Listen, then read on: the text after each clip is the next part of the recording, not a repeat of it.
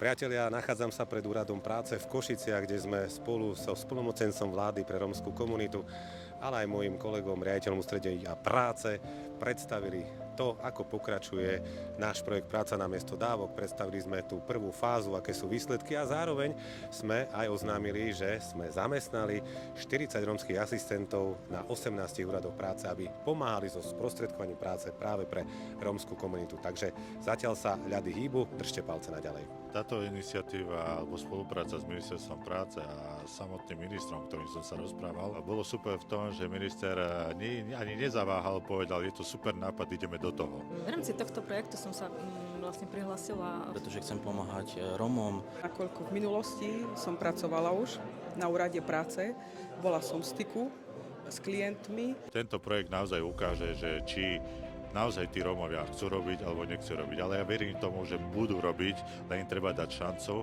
je to aj cieľ pomáhať našim ľuďom a vlastne pomáhať im sa nejak začleniť do spoločnosti.